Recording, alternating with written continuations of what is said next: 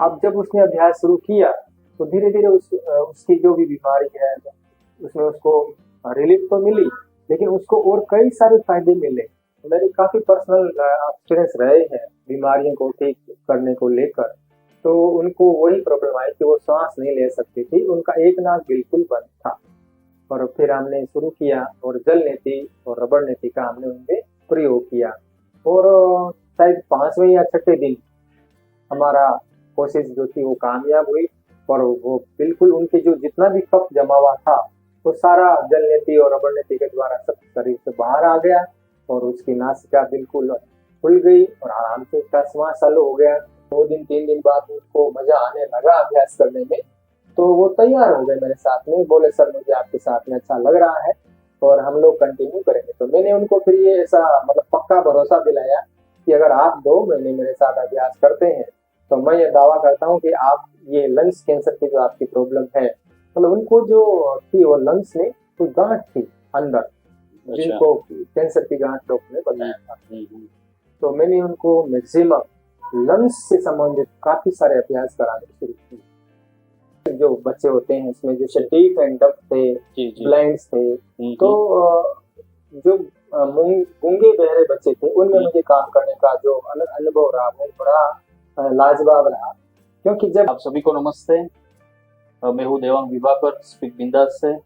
और आज हमारे साथ है श्री बाबूलाल चौहान की जो एक योगा टीचर है और पिछले 20 साल से वो इस फील्ड में कार्यरत है। बेसिकली वो राजस्थान से है और उसकी कर्म भूमि राजकोट है, जहाँ पे उसने काफी काफी अलग जगह पे वो अपना जो योगा का ज्ञान है वो देते हैं। जैसे स्कूल्स है, जेल है, कॉरपोरेट्स है, इंडिविजुअल है, ग्रुप है, सभी को वो योगा सिखाते हैं। और पिछले थोड़े समय पहले उसकी किताब भी आई थी सूर्य नमस्कार करके, कि जिसमें उसने जो सूर्य नमस्कार के जो सभी स्टेप्स है उसको काफी डिटेल में और इजी वे में उसने बताया है। ड्यूअल लैंग्वेज में है, गुजराती और हिंदी, और फोटोग्राफ के साथ है अंदर कि हर आसन सूर्य नमस्कार का हर आसन कैसे किया जा सकता है और उसका फायदा क्या है। तो आज हम बाबूलाल जी से योग के बारे में चर्चा करेंगे और फिर आगे बढ़ेंगे। मेरा प्लान ये है कि बाबूलाल जी के पास योगा का मतलब इतना सारा नॉलेज और एक्सपीरियंस दोनों है। तो देखते हैं ये इंटरव्यू आपको अच्छा लगे। और आप कमेंट्स में बताना कि आपको योग के बारे में और क्या जानना है, या कोई स्पेसिफिक आसन के बारे में जानना है, या कोई स्पेसिफिक डिसीज है उसके रिलेटेड योग उससे कैसे मतलब हेल्पफुल हो सकता है वो जानना है। तो भी आप कमेंट में बताएगा तो हम नेक्स्ट इंटरव्यू उस पर करेंगे। लेकिन आज हम योग का पूरा ओवरव्यू जो है वो बाबूलाल जी से जानेंगे। आपका स्वागत है बाबूलाल जी। बाबूलाल जी, आपका आप इंट्रोडक्शन दीजिए कि जो आपने योग की शुरुआत कहाँ से की और आपका योग फील्ड में क्या क्या आपका एक्सपीरियंस है। देवांग भाई, मैं काफी समय के बाद में जैसे कई फील्ड पढ़ाई पूरी करने के बाद में कई सारी जगह काम करने के बाद में मुझे स्वामी विवेकानंद को पढ़ने का काफी शौक रहा। तो उनकी किताबों से मुझे प्रेरणा मिली है। जो उन्होंने बार बार लिखा है कि ध्यान करने से, योग करने से आदमी की शारीरिक और मानसिक शक्तियों का बहुत ही बढ़िया तरीके से विकास किया जा सकता है। तो फिर वो किताब पढ़ने के बाद ही मुझे लगा कि मुझे कहाँ ये सीखने को मिलेगा योग, जिससे मैं ऐसा अपने जीवन में परिवर्तन लाऊं। और तलाश काफी करने के बाद ही मुझे जैन विश्व भारती लाडनू, जहाँ से मैं खुद बहुत नजदीक का रहने वाला हूँ जानेगढ़ से, तो वहाँ मुझे पता लगा कि यहाँ मेरी इच्छा शायद पूरी हो सकती है। तो वहाँ मैंने योग विषय में एमए में एडमिशन लिया। वहाँ से मैंने पूरी एजुकेशन ली और उसके बाद में कुछ समय बाद में वहाँ पे फील्ड वर्क करने के बाद मैं स्वामी विवेकानंद के अंदर बेंगलोर भी मेरा जाना रहा, जहाँ से मुझे कोर्स करने का मौका मिला। और उसके बाद में सन 2005 में मेरा राजकोट आना हुआ। और उसके बाद में मेरी मतलब समाज के लिए जो मेरी भूमिका थी तो वो शुरू हो गई। अच्छा, तो आप हम ये जानना चाहते हैं कि योग को लेकर आपके पास जो जो लोग आते हैं वो कौन कौन लोग होते हैं, उसकी क्या एक्सपेक्टेशंस होती है और किस लिए आते हैं आपके पास? हमारे पास ज्यादातर जो हमने काम किया वो मेडिकल से रिलेटेड रहा। मतलब ज्यादातर लोगों को ये क्वेरी रही है। बहुत समाज में बहुत सारे लोग अलग अलग बीमारियों से ग्रसित हैं। तो कहीं ना कहीं उनको ये संदेश मिलता है, जानकारी मिलती है कि योग के द्वारा वो अपने आप को क्योर कर सकते हैं। एक तरह से देखा जाए तो योग जो है वो फिटनेस के लिए बहुत ही बढ़िया रोल निभाता है अपना। तो जब आदमी फिटनेस की तरफ जाता है तो निश्चित रूप से जो भी उसको बीमारी है, जो भी परेशानी है, वो धीरे धीरे उससे वो निजात पाता है। और उसी पीरियड में उसको ऐसा लगता है कि योग सिर्फ शारीरिक बीमारियों को ही नहीं दूर करता है, वो हमारी मानसिक शक्तियों को भी बढ़ाता है। और वो कहीं ना कहीं मन की शांति के लिए भी हमारे लिए बहुत ही उपयोगी साबित होता है। तो जैसे जैसे व्यक्ति उस फील्ड में आगे बढ़ता है, अभ्यास करता है, तो फिर उसको नए नए अनुभव होने लगते हैं और उसकी रुचि में और विकास होता है। और इस तरह से धीरे धीरे लोग हमसे जुड़ते रहते हैं कि कोई एक व्यक्ति आया किसी विशेष पर्पज के लिए, जैसे किसी को डायबिटीज आ गया जी। और डॉक्टर ने उसके कहा कि भाई ये दवाई लो और साथ में आप योग के अभ्यास भी करो। अब जब उसने अभ्यास शुरू किया तो धीरे धीरे उसकी जो भी बीमारी है उसमें उसको रिलीफ तो मिली, लेकिन उसको और कई सारे फायदे मिले इसके अलावा। तो वो धीरे धीरे समाज में इसका विकास होता गया और ये जो फील्ड है ये धीरे धीरे बढ़ता गया योग का। और आज तो सर्वविदित है और धीरे धीरे पूरे विश्व में आज योग को मान्यता मिली एक समय के बाद में। तो ये हमारे लिए बहुत ही ये जो घटना घटी है 2014-15 के बाद में, और उसने तो योग को आसमान में पहुंचा दिया और आज तो हर घर में हर व्यक्ति योग के बारे में बहुत अच्छे से जान रहा है। जी बिल्कुल, मतलब अवेयरनेस तो योग के बारे में क्रिएट हो गई है जी। लेकिन जो मतलब मैं वही जानना चाहता था कि एक तो आपने बताया कि जिसको कोई फिजिकल डिसीज है उसके हिसाब से वो आपको मिलते हैं, दूसरे फिटनेस के लिए बहुत बड़ी इसकी बहुत बड़ी भूमिका बन गई है आज।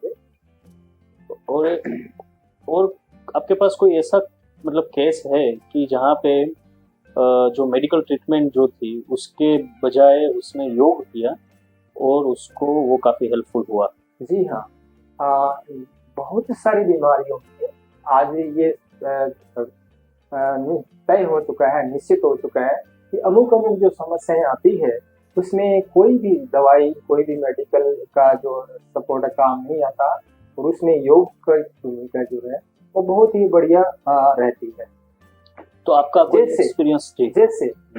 जैसे आज के युग में विशेष रूप से भारत देश में भी हृदय से संबंधित बहुत सारी समस्याएं देखने को मिल रही है। हृदय से संबंधित, हार्ट से संबंधित, हार्ट अटैक से संबंधित।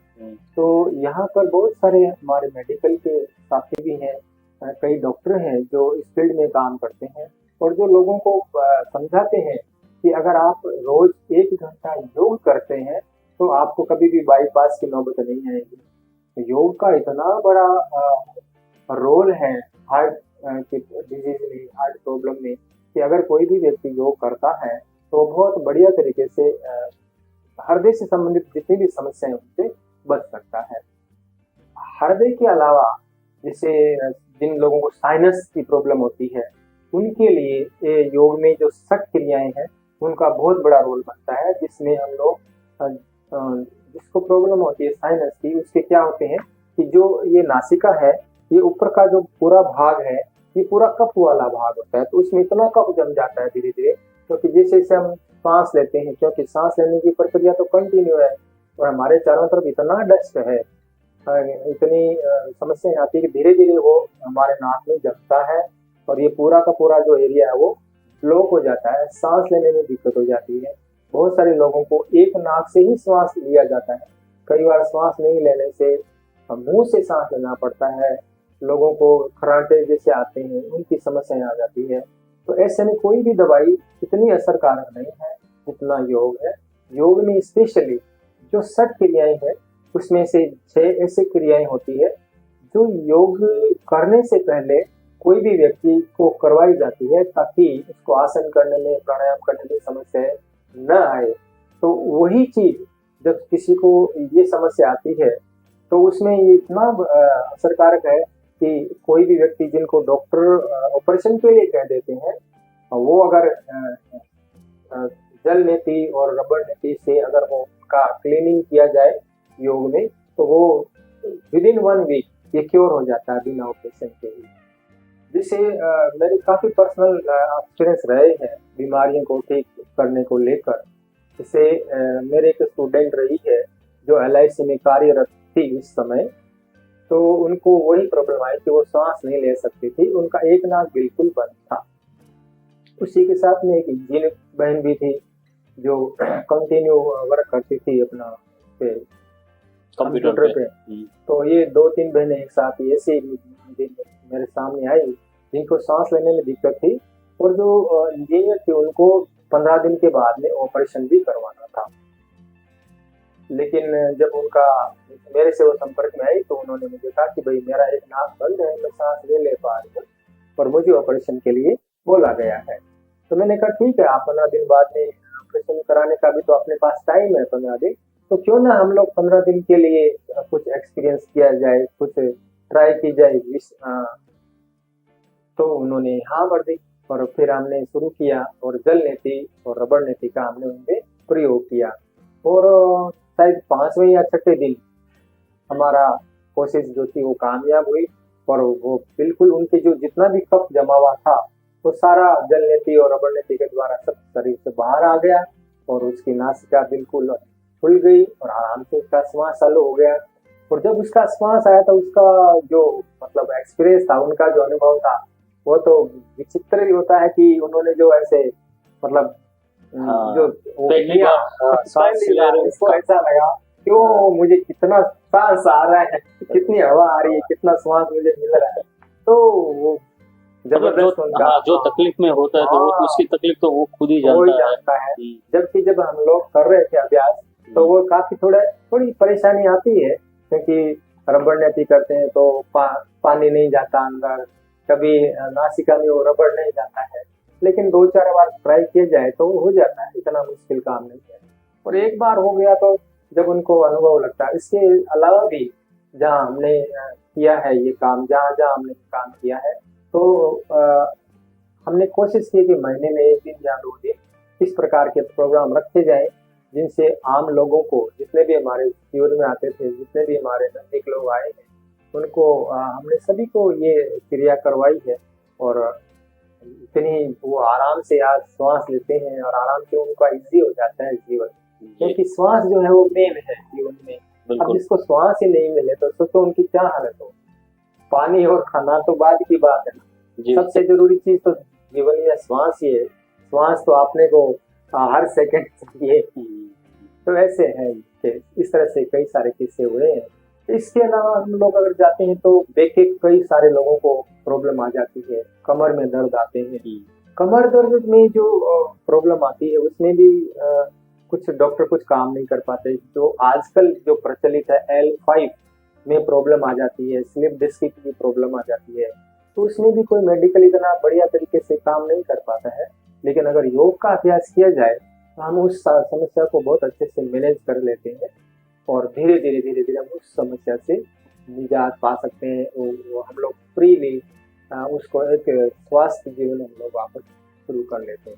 और कोई दूसरे डिसीज से रिलेटेड कोई आपके पास पेशेंट आया हो और आपने उसको क्योर किया हो, ऐसी कोई घटना है तो हम जानना चाहेंगे। हाँ, मुझे बहुत बढ़िया से एक किस्सा याद आ रहा है। एक मेरे परिचित थे जो कॉलेज के प्रोफेसर रहे हैं और उनका कोई स्टूडेंट है, उनके फादर थे जो टेलरिंग का काम करते थे। उनका बहुत अच्छा शोरूम था जिसमें वो काम करते थे। उनको लंग्स कैंसर का समस्या थी उस टाइम। अच्छा, लंग्स कैंसर था। तो जो प्रोफेसर थे वो मेरे स्टूडेंट थे और मेरे पास योग करने के लिए रेगुलर आया करते थे। उन्होंने मुझे कहा कि सर ऐसा ऐसा एक है केस और आप उसको जाके एक बार मिल लो, मुझे लगता है कि आप उनके लिए काफी अच्छा कर सकते हैं। तो मैं पर्सनली उनसे मिलने गया तो मैंने उन्हें कहा, समझाया कि चलो हम लोग कुछ अभ्यास करते हैं, आप दवाई के साथ साथ अभ्यास भी करो योग का, तो वो आपके लिए हेल्पफुल रहेगा। तो वो भाई बोले कि नहीं नहीं, मुझे तो बहुत अच्छे से आता है योग। और किस्सा ये था देवांग भाई कि वो जो कर रहे थे अभ्यास, वो कहीं ना कहीं गलत तरीके से कर रहे थे योग का अभ्यास। तो जब मैंने उनको कहा कि चलो आप कैसे करते हैं बताओ, तो उन्होंने मुझे करके दिखाया कपालभाति जैसे प्राणायाम वगैरह। तो वो सारा का सारा उल्टा चल रहा था उनका सिस्टम। तब मैंने उनको कहा कि देखो, थोड़ा समझाया कि देखो जो आप कर रहे हैं वो यहाँ गलती कर रहे हैं, ऐसे ऐसे है। तो आप अगर तैयार हो जाते हैं 15 दिन मेरे साथ करने के लिए, तो मैं आपको करेक्शन कर देता हूँ। ऐसे करके मैंने उनको समझाया था, वो तैयार हो गए मेरे साथ में अभ्यास करने के लिए। हो गए तो मैंने अगले दिन से उनकी क्लास शुरू कर दी और उनको मेरे साथ में धीरे धीरे मजा आने लगा। और मतलब जब 2 दिन 3 दिन बाद उनको मजा आने लगा अभ्यास करने में, तो वो तैयार हो गए मेरे साथ में, बोले सर मुझे आपके साथ में अच्छा लग रहा है और हम लोग कंटिन्यू करेंगे। तो मैंने उनको फिर ये ऐसा मतलब पक्का भरोसा दिलाया कि अगर आप 2 महीने मेरे साथ अभ्यास करते हैं तो मैं ये दावा करता हूँ कि आप ये लंग्स कैंसर की जो आपकी प्रॉब्लम है, मतलब उनको जो थी वो लंग्स में कोई गांठ थी अंदर, जिनको कैंसर की गांठ डॉक्टर ने बताया था। तो मैंने उनको मैक्सिमम लंग्स से संबंधित काफी सारे अभ्यास कराने शुरू किए और प्राणायाम। और जैसे इसमें जो काकी मुद्रा की भूमिका है, एक अभ्यास आता है मुद्राओं में योग में जिसको बोलते हैं काकी मुद्रा। तो काकी मुद्रा मैंने उनको बहुत सारी करवाई। इसके अलावा प्राणायाम भी बहुत अच्छा उनका काफी अभ्यास करवाया और सुबह शाम वो खूब सारा अभ्यास करते थे। और सरप्राइज की बात है, मतलब मैं खुद भी आश्चर्यचकित रहा कि जब 2 महीने बाद में उन्होंने अपना चेकअप कराया तो डॉक्टर ने उनको कहा कि आपकी जो लंग्स में जो गांठ थी कैंसर की वो अब नहीं है।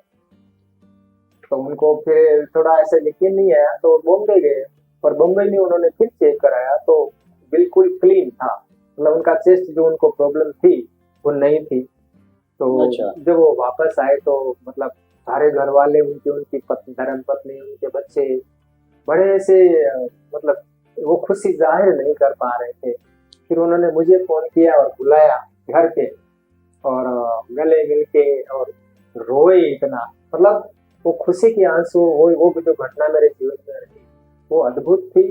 और उसके बाद में उन्होंने बिल्कुल आज भी वो नॉर्मल लाइफ जीते हैं आज भी, और अपना रेगुलर अपना वर्क करते हैं। डॉक्टर ने थोड़ा बहुत उनको बताया कि भाई थोड़ा ध्यान रखो या ऐसा थोड़ा प्रिकॉशन रखो, तो वो योग बराबर करते हैं। और ये मेरे जीवन में बहुत ही शानदार घटना रही कि कोई व्यक्ति अगर अच्छे से अभ्यास कर सकता है तो योग में काफी पावर है। योग है वो कई सारी चीजों को ठीक कर देता है। ये मेरा प्रैक्टिकल हो रहा है। जो मतलब आपके साथ जो मतलब 2 केस जो हुए थे, जो मतलब मेडिकल पेशेंट थे, वो योग से क्योर हो गए, तो आपने बढ़िया बताया।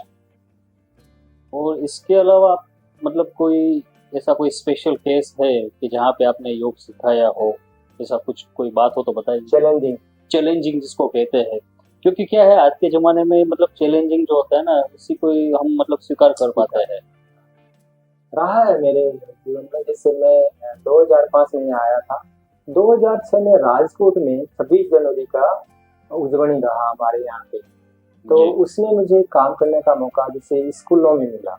तो मैंने बहुत सारे स्कूलों में मैं उस टाइम काम कर रहा था छोटे बच्चों के लिए। इसके अलावा भी जो स्पेशल केस थे जैसे बच्चों में, जैसे जो स्पेशल जो बच्चे होते हैं उसमें जैसे डीफ एंड डफ थे, ब्लाइंड्स थे, तो जो गूंगे बहरे बच्चे थे उनमें मुझे काम करने का जो अनुभव रहा वो बड़ा लाजवाब रहा। क्योंकि जब मैं उनके साथ में काम करना मैंने शुरू किया तो वो सुनते नहीं है, उनकी ये समस्या होती है सबसे बड़ी। तो योग के आसनों में और योग के अभ्यास में से बहुत सारे किस्से थे जिसमें कोई व्यक्ति नीचे देखता है, अब नीचे देखने के बाद में वो सुनेगा नहीं, तो आप उसको ऊपर आने के लिए कैसे कहोगे, समझाओगे, मतलब कैसे उसको इंडिकेट किया जाए, मतलब स्टेप्स जो होते हैं स्टेप के एक स्टेप में आपने नीचे देखा, अब नीचे देखा तो आप देख के सामने कर रहे हो, लेकिन उसके बाद में आपको वापस ऊपर आना है। तो ऊपर आने का तो अब आप सुन तो सकते नहीं, तो सामने देखोगे भी नहीं, तो ये जब मैं 4-5 दिन ओम के बीच में काम करने के बाद मुझे समझ में आया कि अभी मैं इनके साथ में क्या करूं, मैं कैसे इनको अभ्यास कराऊं। जी। तो मुझे तब जानकारी हुई कि जो बच्चे सुन नहीं सकते वो भी वाइब्रेशन पकड़ते हैं। और फिर मैंने वहां पे बात की कि भाई कोई ऐसा मुझे कोई इंस्ट्रूमेंट दिया जाए जिससे मैं इनको इंडिकेट कर सकूं। तो उन्होंने मुझे ड्रम दिया। तो ड्रम के सहारे से मैंने उनके साथ में अभ्यास कराना शुरू किया। मैंने एक बढ़िया सिलेबस बनाया और सिलेबस के हिसाब से उनको बढ़िया से समझा दिया और फिर ड्रम के सहारे से मैंने उनको योगा शुरू कराना शुरू किया। जैसे 1 2 3 4 जैसे हम एनसीसी में या तो पीटी में जो ड्रम बजाते हैं उसी स्टाइल में, क्योंकि हमारा एनसीसी रहा है, पीटी के हम स्टूडेंट रहे हैं। अच्छा। तो वो सिस्टम हमें पता था कि ड्रम को कैसे हम लोग काम में लें, ड्रम से कैसे बच्चों को आगे चला सकते हैं। तो मैंने ड्रम के सहारे से वो प्रोग्राम बच्चों का 1 घंटे का सेट किया योगा करने का। और वो जब प्रोग्राम सबने देखा, सोसाइटी में देखा, लोगों ने देखा, तो लोग बड़े सरप्राइज थे कि जो बच्चे सुन नहीं पा रहे हैं वो भी योग कितना बढ़िया तरीके से कर सकते हैं। और वो प्रोग्राम इतना हिट हुआ हमारे संस्था में, और जिनके लिए कर रहे थे उनके स्कूल वालों ने, तो 26 जनवरी को स्पेशल प्रोग्राम में उनको सेलेक्ट किया गया। और अच्छा। कई सारे मिनिस्टर और राजकोट के गणमान्य सारे व्यक्ति उस प्रोग्राम को देखने के लिए आए थे। और फिर काफी हमारी चर्चा चली थी कि इस प्रकार का प्रोग्राम हम पूरे राजकोट के लिए राजकोट में करने के बाद में पूरे गुजरात को सेलेक्ट करके सारे बच्चों तक ये योग की शिक्षा दे सकते हैं इस प्रकार से। तो वो एक लाजवाब प्रोग्राम रहा मेरे लिए। ये तो मतलब चैलेंजिंग ही हुआ। हाँ, चैलेंजिंग ही रहा, जबरदस्त, कि जो बच्चे सुन नहीं पा रहे हैं लेकिन फिर भी उनको आप वाइब्रेशन से समझा रहे हैं कि भाई इसके बाद में क्या स्टेप आएगा। और 1 घंटे तक बिना कोई मतलब बिना कोई इंस्ट्रक्शन आप अभ्यास कर रहे हो, तो वो एक बड़ी बात थी। जिससे हमने जब डेमोन्स्ट्रेशन किया था तो बच्चे जब खड़े हो गए प्रोग्राम देने के लिए, 50 बच्चों की स्ट्रेंथ थी उस टाइम। तो मैंने तो मतलब मैं कहीं मतलब पीछे था और मैं खाली ड्रम ही बजा रहा था। तो ड्रम की आवाज से उन्होंने 1 घंटा तक बढ़िया तरीके से प्रोग्राम किया। 1 घंटे का प्रोग्राम। अच्छा। 1 घंटे तक हमारा लगातार योग का अलग अलग आसनों का डेमोन्स्ट्रेशन रहा।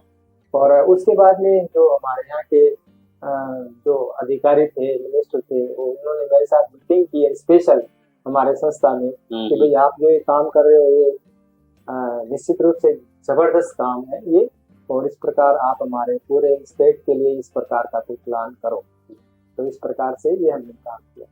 बढ़िया। तो रेगुलर योगा क्लास आपके होते हैं या फिर आप उसकी प्लेस पे जाके योगा कराते हो, तो हम मतलब जो आम जनता है, जो जनरल है, जिसको योगा हेल्थ के लिए करना है, तो आप मतलब मैं ये जानना चाहता हूँ कि आप वो मतलब आपका सेशन कितना 1 घंटे का रहता है या क्या है, और उसमें आप किस तरीके से क्या क्या कराते हैं, तो उसके बारे में आप थोड़ा बताइए।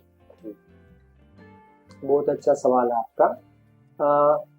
जैसे ही किसको भी योग करना है वो जब हमसे संपर्क करता है तो हमारी योगा क्लासेस चलती है, अलग अलग जगह पे करते हैं हम लोग। और हमारी खुद की अपनी जो पॉइंट है, हमारी जो व्यवस्था, उसमें भी लोग हमारे पास आते हैं योग कराने के लिए।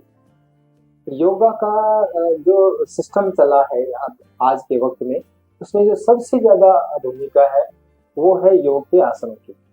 योग के आसन शरीर को स्वस्थ रखने में, फिट रखने में जबरदस्त अपनी भूमिका निभाते हैं। और बहुत सारे लोग जो है वो ये जानते हैं कि जो योग के आसन है वो ही योग है, जबकि योग जो है ये एक बड़ा विषय है जिसको धीरे एक एक स्टेप करके पतंजलि ने उसको 8 स्टेप में लिखा है। मतलब 8 स्टेप है योग के। तो आप उसके बारे में बताइए, हम जानना चाहते हैं। तो उसमें से एक जो है वो योग के आसन है। लेकिन क्योंकि एक अट्रैक्शन जो है, जिसमें कहा जाए कि जो अभ्यास करने के बाद अलग अलग पोजीशन बनाते हैं, अलग अलग बॉडी लैंग्वेज में जाता है आदमी, तो उनको एक जबरदस्त फिटनेस का अनुभव होता है और एक इंटरनल जो है वो खुशी उनको महसूस होती है। तो योग के आसनों का बहुत ज्यादा महत्व है। आज के युग में जो सबसे ज्यादा योग हमें देखने को मिलता है वो योग के आसन, प्राणायाम और ध्यान, ये 3 चीजों में लोगों का ज्यादा इंटरेस्ट रहता है और इस प्रकार से हमारी क्लासें चलती रहती है। लेकिन अगर इसको व्यवस्थित रूप से किया जाए तो ये 8 स्टेप में है। योग के आसन करने से पहले भी योग के लिए व्यक्ति को तैयार होना पड़ता है। जैसे आदमी अगर फिट नहीं है योग करने के लिए, आसन करने के लिए, तो उसको षटकर्म में जाना पड़ता है, यानी कि शरीर की शुद्धि करनी पड़ती है, जिसको योग में षटकर्म के नाम से जाना जाता है। वो क्या है षटकर्म? षटकर्म में हम उसको 6 क्रियाएं करवाते हैं अलग अलग टाइप से, जिनको हम आप ऐसा समझ सकते हो कि नेति, बस्ती, धोती, ऐसे अलग अलग नाम से। जैसे नाक की क्लेंजिंग हो गई, गले की और चेस्ट की क्लेंजिंग हो गई, पेट की क्लेंजिंग हो गई, और ये जो हमारा पाचन संस्थान है उसकी क्लेंजिंग हो गई, और उत्सर्जन तंत्र है उसकी क्लेंजिंग हो गई। इसके अलावा त्राटक आंखों के लिए और कपालभाति जो है वो पूरे शरीर के बॉडी को एनर्जी देने के लिए। इस प्रकार से ये 6 क्रियाएं हैं। उनको करने के बाद में जब कोई भी व्यक्ति योग करता है तो उसको बड़ी आसानी रहती है।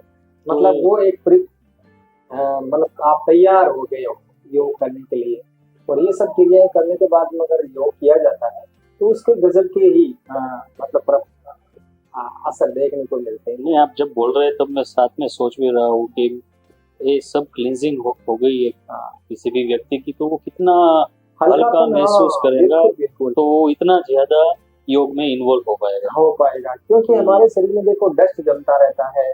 नेचुरोपैथी का तो ये रूल है कि शरीर बीमार जो है उसका एक ही कारण होता है और उसका उपाय भी एक ही होता है। यानी कि शरीर में अलग अलग बीमारियों के नाम नहीं है, उसका एक ही नाम है कि शरीर में जो है वो अगर बुरे तत्व हैं हमारे शरीर में तो वो बीमारी है, और उसको आप निकाल दिया आपने किसी भी तरह शरीर से बाहर तो आप स्वस्थ हो गए। मतलब क्लीन हो जाए शरीर तो वो स्वस्थ हो जाता है।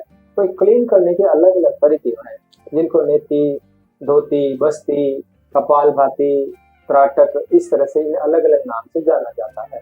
तो ये षटकर्म करते हैं। उसके बाद फिर आपने कहा कि योगा मतलब अभी सब आसन मानते हैं, तो उसके बाद में हम लोग जाते हैं तो शरीर जो है वो आराम से उनको स्वीकार करता है, वो आराम से इजीली वो कर पाता है। उसमें फिर हम लोग अगर 8 स्टेप की बात करते हैं तो यम, नियम, फिर आसन, फिर प्राणायाम, फिर प्रत्याहार, फिर धारणा, ध्यान, समाधि, ऐसे अलग अलग स्टेप में स्टेप बाय स्टेप उनको हम करवा सकते हैं उनको। इस प्रकार से ये अभ्यास है। लेकिन मोस्ट ऑफ हमारे जहाँ चारों तरफ जो क्लासें चलती है, नॉर्मल क्लासें, उसमें हम योग के आसन, प्राणायाम, इन 2 पे विशेष रूप से ध्यान दिया जाता है। और थोड़ा जो अनुभव वाले हो जाते हैं वो ध्यान में भी उनको ध्यान के अभ्यास भी करवाए जाते हैं।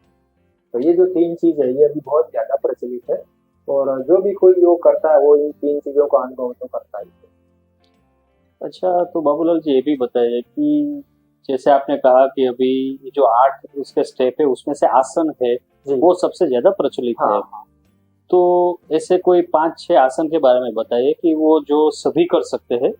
फिर हम नेक्स्ट इंटरव्यू में इसका हम मतलब आपसे रिक्वेस्ट करेंगे कि आप प्रत्यक्ष करके भी हमें दिखाइए, लेकिन इस इंटरव्यू में आप थोड़ी उसके बारे में बात करें कि भाई ये 4-5 आसन है ये सभी को करने चाहिए और उससे बेनिफिट क्या होता है, ये आप प्लीज बताइए। योग में ऐसे तो खूब सारे आसन किए जाते हैं। जैसे अगर कोई पूछे कि कितने टाइप के आसन हो जाते हैं तो ये बहुत ही पुराने जमाने से चला आ रहा है सिस्टम। तो कोई कहते हैं 84 लाख जो योनियां उतने आसन होते हैं। फिर कोई कहता है 84,000 है। फिर उनमें सेलेक्ट होते हैं 84 हो जाते हैं। लेकिन अगर हम लोग अच्छे दृष्टिकोण से जाते हैं तो जो हमारे ऋषि हुए हैं स्वामी स्वात्माराम जी, उन्होंने जो हठ योग प्रतिदिका का नाम से एक बुक दी है उसमें उन्होंने 15 आसनों का जिक्र किया है। इसके अलावा घेरंडगोनी जी की एक किताब है वो भी उसमें उन्होंने 31 यानी 31 आसनों के बारे में उन्होंने चर्चा की है। इसके अलावा भी अलग अलग तरीके से बहुत सारे आसन अभी प्रचलित हैं। तो आसनों को जैसे बहुत सारे आसन ऐसे हैं जो कोई भी व्यक्ति अपने ऐसा कह सकते हैं कि जो योग है वो 8 साल के बच्चे से लेकर और 80 साल का वृद्ध भी कर सकता है। ये योग की विशेषता होती है। तो कोई भी व्यक्ति योग में जा सकता है, योग का अभ्यास कर सकता है, और स्टार्टिंग जो है वो सरल आसनों से की जाती है। जी, तो कोई 2-3 ऐसे जैसे सरल आसन। अगर आप लोग जाते हैं स्टार्ट में तो 3 टाइप से आसन किए जाते हैं। एक तो सोकर यानी कि सुपाइन पोजीशन, और प्रोन पोजीशन यानी कि पीठ पर सोकर आसन किए जाते हैं। फिर उल्टे सोकर आसन किए जाते हैं।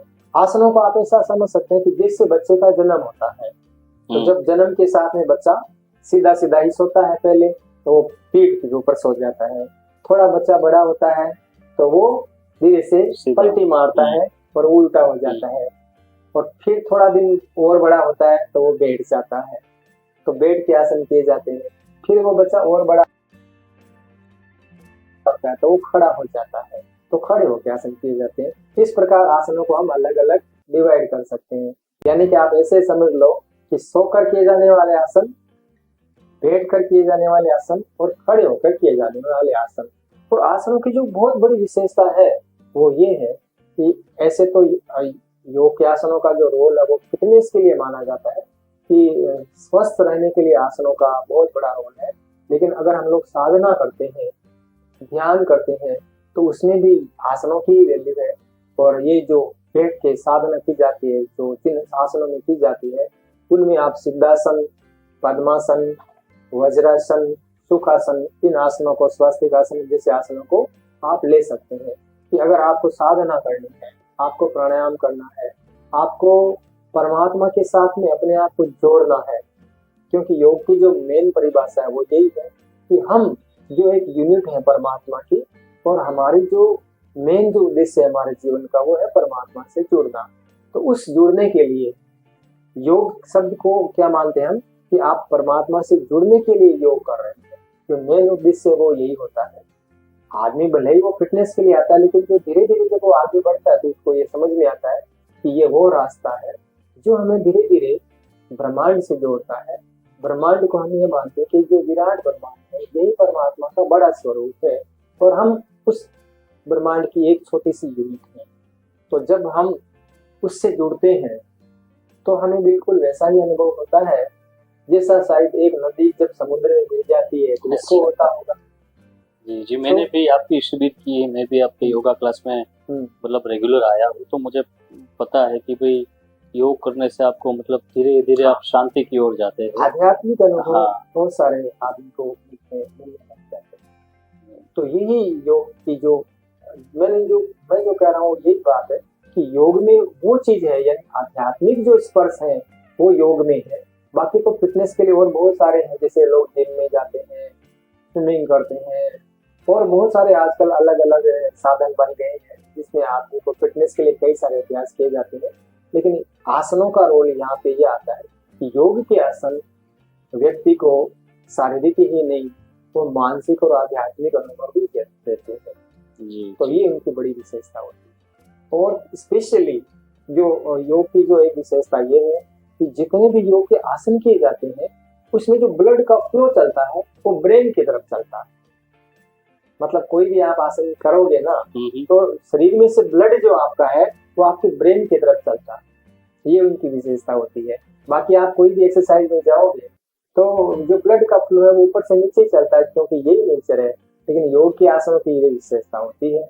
और आपको जानकर ये शायद आप तो जानते ही होंगे कि हमारे शरीर का जो मुख्य पार्ट है वो हमारा ब्रेन है, और ये ब्रेन जो है वो हमारे शरीर का 2% भाग है। मतलब शरीर का वजन अगर 100 किलो तो हमारा ब्रेन हुआ 2 किलो का। और ये जो 2% भाग है वो हमारे शरीर में जो ब्लड है उसका 20% वो उपयोग करता है। तो यानी कि ब्रेन को अगर आपने को अच्छे से चलाना है तो उस तक हमें बार बार मतलब ब्लड का फ्लो वहां तक पहुंचना चाहिए। तो ऐसे नॉर्मल तो चलता है, लेकिन योग के आसन जब हम करते हैं तो उसकी जो मेन उद्देश्य ही वही होता है कि हाँ ब्लड का फ्लो सारा का सारा हमारे ब्रेन की तरफ जाता है। यानी कि बहुत सारे आसन हमें उल्टा करते हैं, मतलब उल्टी पोजीशन में ले आते हैं। और जब आसनों में हम बात करते हैं तो बहुत सारे लोग पूछे कि सर ये मतलब श्रेष्ठ आसन कौन सा है। अच्छा, तो हम उसको बताते हैं कि शीर्षासन जो है वो श्रेष्ठ आसन होता है। जिसमें शरीर की जो स्थिति है वो बिल्कुल उल्टी हो जाती है, यानी कि सर नीचे हो जाता है, पैर ऊपर हो जाते हैं। तो ये क्यों ऐसा बनाया गया है? क्योंकि हमारे ऋषियों को ये पता था कि जो मेन शरीर का पार्ट है वो हमारा ब्रेन है, जबकि हम उल्टे बने हुए हैं। तो योग जो है उसको सीधा कर रहा है। ऐसा है। आपसे बात मतलब आपकी बात सुनते सुनते मैं ये भी सोच रहा हूँ कि भाई योग एक बहुत सूक्ष्म और बहुत डेप्थ वाली चीज है, और जिसको हमने अभी आसन की परिभाषा में सीमित कर दिया है।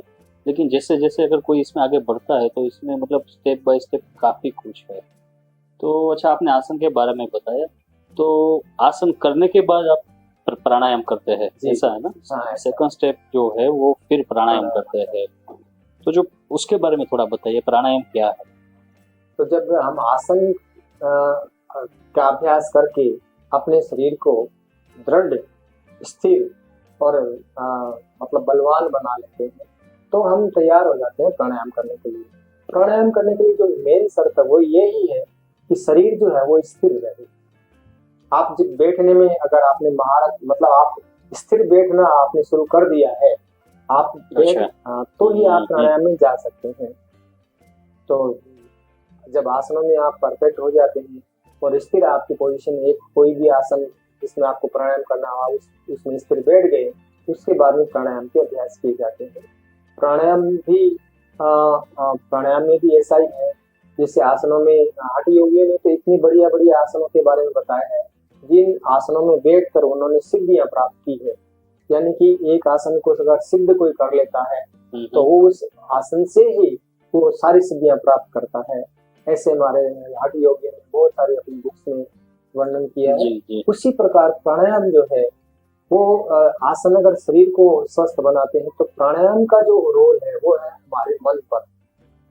और हम सब जानते हैं कि व्यक्ति जो है वह शरीर ही नहीं है, वह मन है, यानी उसमें मन का भी बहुत बड़ा रोल है। मानसिक जो चीजें हैं वो मेन रोल करती है आदमी के जीवन में। तो अगर हमें मन को कंट्रोल करना है, मन को स्वस्थ रखना है, मन को सकारात्मकता की तरफ अगर चलाना है, मन का जो नेचर है वो स्थिर नहीं रहना है, वो हर समय कितने सारे विचार एक साथ कर रहा है, तो ये जो विचार करने का जो पावर है मन का, अगर उसको हम कंट्रोल नहीं करेंगे तो वो हमारे शरीर की जितने भी मानसिक शक्ति हैं उसको वो डिस्टर्ब करेगा। तो अपने मन पर अगर हमें कंट्रोल करना है, नियंत्रण रखना है, उसमें प्राणायाम का बहुत बड़ा रोल होता है। प्राणायाम एक वो अभ्यास है जो मन को धीरे धीरे स्थिर करता है और अनावश्यक विचारों से वो मुक्त कर देता है। आदमी फिर इतना मन पे कंट्रोल करता है, अपने खुद के मन पे, कि उसको जो विचार करना है वही उसको विचार आना चाहिए। तो ये कितनी बड़ी बात होती है। तो ये प्राणायाम की विशेषता होती है कि प्राणायाम शरीर को धीरे धीरे विकारों से मुक्त करने के बाद धीरे धीरे मन को इतना धीरे धीरे शांत रखता है, और शांत मन ही, एकाग्र मन ही हमारी शक्तियों का मेन सोर्स बनता है। और इसमें मुझे विवेकानंद की एक बात याद आती है कि अगर आपको जीवन में सफलता हासिल करनी है तो आपके पास एकाग्रता होनी चाहिए। तो कंसंट्रेशन पावर कहाँ से आएगा? उसमें सबसे जो बड़ा रोल है वो है प्राणायाम का। अच्छा बाबूलाल जी, एक मैं आपको मतलब प्रैक्टिकल क्वेश्चन मेरे दिमाग में आ रहा है, मैं आपसे पूछ लेता हूँ, क्योंकि आपको तो इतना एक्सपीरियंस है, आपके पास ऐसे केस भी आए होंगे कि कुछ लोग होते हैं कि भाई मतलब ओवरवेट है या फिर उससे कुछ आसन होते नहीं है, तो वो मतलब थोड़े हिम्मत जो है उसकी डगमगा जाती है। तो आपके पास तो ऐसे काफी मतलब कैसे किस्से हुए होंगे, तो इसके बारे में थोड़ा बताइए कि भाई अब आदमी अपने आप को इंस्पायर कैसे करे योग करने के लिए रेगुलर। वो एक बार आ गए, किसी फ्रेंड के साथ आ गए, रिलेटिव के साथ आ गए, वो 1 महीना कर लिया फिर छोड़ दिया, ऐसा है। और आप तो कहते हैं कि योगा वो लाइफस्टाइल है, योगा लाइफस्टाइल है, ये भी आप बताते हैं कि भाई वो तो करना ही चाहिए सभी को। तो इसके बारे में आप थोड़ा सॉल्यूशन पॉइंट ऑफ व्यू से थोड़ी अगर आप जानकारी देते तो अच्छा लगेगा। बहुत ही अच्छी बात आप कर रहे हैं। देखिए कि योग में एक चैप्टर आता है कि योग, जब आप योग में एंट्री लेते हैं तो 6 तरह की बाधाएं मतलब अच्छा। आती है। अच्छा। तो जिसमें से आपने जो बात पूछी है, तो ये भी एक तरह की बाधा हो गई है। जी। जिससे हम अगर बात करते हैं तो जो सबसे बड़ी बाधा आती है वो है आदमी के आलस। बिल्कुल। हर आदमी जब सुबह उठता है तो उसके मन में एक विचार आता ही है, जितने भी हम लोगों का सभी का ये अनुभव होता है कि आज इसको मतलब अभ्यास को छोड़ दिया जाए तो क्या। लेकिन अगर आप कल मजबूर करेंगे। आज नहीं कल से करेंगे। जी। और हर रोज ये हमारे एक मैसेज मिलता है, जब भी हम सुबह उठते हैं बिस्तर छोड़ते हैं तो ऐसा मन में आता है क्या करेंगे, आज छोड़ देते हैं। लेकिन अगर आप मन से मजबूत हैं, एक बार आपने मन लगा के ऐसा सोच लिया, दृढ़ कर लिया अपने आप में कि नहीं नहीं मुझे योग का अभ्यास तो करने के लिए जाना ही है, और जब आप चल पड़ते हैं और जब योग की क्लास करके आप वापस आते हैं, तो मैं जितने भी मेरे क्लास के स्टूडेंट उनको कहता हूँ कि जब आते हो तो मन रोकता है, लेकिन जब हम लोग क्लास करके जाते हैं ना वापस, तो जो आनंद हमें होता है, जो हमारे मन में जो फीलिंग्स होती है कि अगर हम लोग आज अभ्यास नहीं करते तो एक सुहानी सुबह, एक अच्छी शुरुआत दिन की शायद हम मिस कर देते। तो एक बाधा है आलस्य। तो आलस्य एक बाधा है। और इसके अलावा जैसे आपने मुझे कहा कि कोई आदमी फिट नहीं है, सुबह सुबह वो नित्य कर्मों से मुक्त नहीं होता है, तो उनके लिए हम लोग फिर पूरी गाइडेंस करते हैं, उनको अलग अलग व्यवस्था बताते हैं। जैसे अगर कोई आदमी मतलब मोटापा उनको है तो उनको फिर एक पूरा लाइफ स्टाइल उसको गाइड करते हैं कि भाई तुम इस तरह से अभ्यास करो तो धीरे धीरे शरीर जो है वो आपका तैयार होगा योग करने के लिए। तो वो उनको पर्सनली देखा जाता है कि भाई ऐसा क्यों है उनके साथ में, तो उनको फिर पर्सनल हम लोग गाइड कर देते हैं कि किस तरह से आप अपने आप को फिट कर सकते हो। इसके अलावा जो कई सारे बाधाएं हैं, और जैसे जैसे आप आगे बढ़ते हैं वैसे वैसे उनसे मुक्ति मिलती रहती है। आज हमने बाबूलाल जी से योग के बारे में काफी बात की, और बाबूलाल जी से मेरा काफी पुराना परिचय है, तो जब जब मिलते हैं तो मतलब टाइम का पता नहीं चलता। लेकिन आज हमने वो सभी इम्पोर्टेंट बातें कवर की है कि जो डे टू डे में मतलब आपको यूजफुल हो सके। तो ये इंटरव्यू आपने मतलब सुन के आपको अगर कोई भी क्वेश्चन है योग रिलेटेड, या आपका कोई पर्सनल क्वेश्चन है डिसीज रिलेटेड, तो वो आप कमेंट में बिल्कुल पूछ सकते हैं, तो हम उसको नेक्स्ट इंटरव्यू में उसको भी कवर कर सकते हैं। कि अगर आपको कोई कंफ्यूजन है योग के बारे में या प्राणायाम के आसन में कुछ भी हो, तो वो आप बिल्कुल पूछ सकते हैं, और हम बाबूलाल जी से जब नेक्स्ट इंटरव्यू करेंगे तो उसमें हम उसको कवर कर लेंगे। वैसे भी हम इसको एज अ सीरीज हम करने वाले हैं, और इसमें आगे आगे इंटरव्यू में फिर प्रैक्टिकल आसन भी हम मतलब बाबूलाल जी को रिक्वेस्ट करेंगे कि वो करके दिखाए, और उसके बारे में फिर बात करेंगे। और जल ने भी रबर ने भी जो भी कहा, तो हम स्टेप बाय स्टेप वो इंटरव्यू में मतलब इंक्लूड करेंगे एज अ सीरीज, तो वो चलता रहेगा। तो बाबूलाल जी, आपने आज योग के बारे में बहुत सटीक और यूजफुल इंफॉर्मेशन दी, उसके लिए आपका खूब खूब धन्यवाद। और हम नेक्स्ट इंटरव्यू में वापस किसी और मुद्दे के साथ मिलेंगे। चलो, आपका भी बहुत बहुत धन्यवाद, थैंक यू। मौका दिया जी, सबसे बातचीत करने का, तो इसके लिए आप सभी का धन्यवाद। Thank you.